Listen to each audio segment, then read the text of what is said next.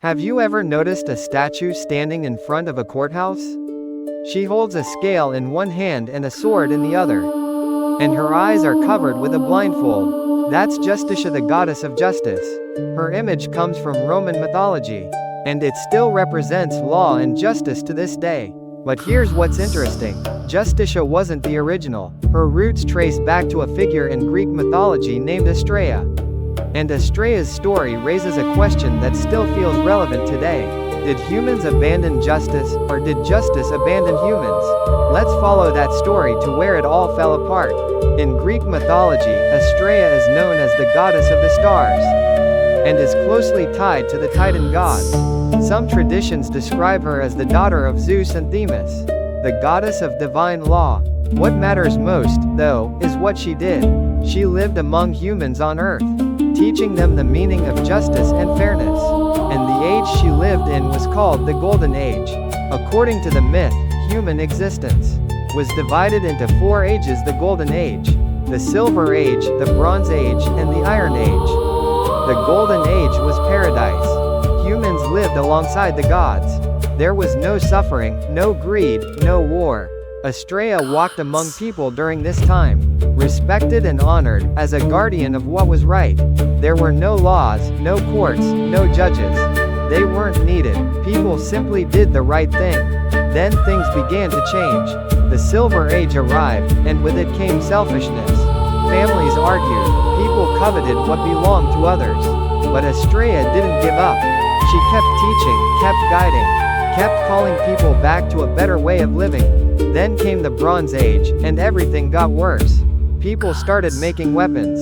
Wars broke out. The strong preyed on the weak. Astraea's voice was drowned out by the noise of battle. Nobody was listening anymore. The final age in the myth is the Iron Age. And according to the ancient Greeks, this is the age we live in now. It's the worst of all. Loyalty is gone. Honor means nothing. Violence has become ordinary. At some point, Astraea looked out at the world she had tried so hard to protect. And she said something along the lines of, "You're on your own now." And then she rose into the sky. The moment she reached the heavens, she became a constellation, the one we call Virgo. Even today, Astraea looks down at the world from the night sky. Now, it would be easy to treat this as just an old story. But when you look at why the ancient Greeks told it, something deeper comes through. They had seen their own societies fall apart. They had watched the powerful twist the law to suit themselves, and the powerless walk out of court with nothing. Astraea leaving wasn't just a myth. It was a way of saying we did this to ourselves. But then something fascinating happens when the Romans pick up the story. Instead of accepting that justice had left the world, they pushed back. They said no, justice still needs to exist here. And we have to be the ones to make it work. So they reimagined the goddess. They called her Justitia, and they gave her a blindfold, so she couldn't be swayed by a person's face or status. They gave her a scale, to weigh evidence and reason. And they gave her a sword, to show that her judgment carries real force. That shift in thinking is worth sitting with for a moment, because it raises a question we still haven't fully answered. In our courts today, is justice actually working the way Justitia was meant to? Think about what we've seen in recent years. Political figures caught taking bribes. Major corporations falsifying their books. Celebrities walking away from serious charges with little more than a fine. And meanwhile, ordinary people with fewer resources, facing much harsher consequences for far smaller offenses. When you watch that play out, Astraea's decision to leave starts to feel less like mythology, and more like commentary. And this isn't new. Look back through the ages and you'll find the same patterns repeating. Medieval Europe had the Inquisition, where innocent people were condemned without defense or fair trial. In 20th century Germany, a regime used the legal system as a tool of mass atrocity. The courts were functioning, but justice was nowhere to be found. What those moments tell us is something uncomfortable. Law and justice are not the same thing. A law can exist without justice ever showing up. So does Astraea ever come back?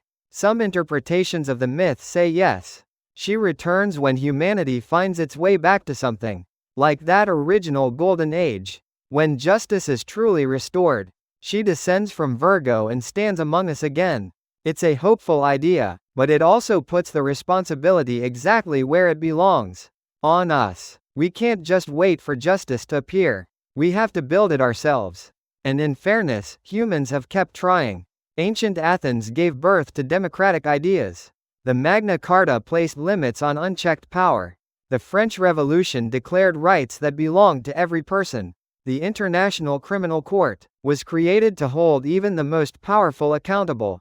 None of it has been smooth. None of it is finished. But the effort has never stopped. So here's the question worth ending on. When Astraea left, was it really because of what humans had done? Or is it possible she simply couldn't face how complicated the world had become?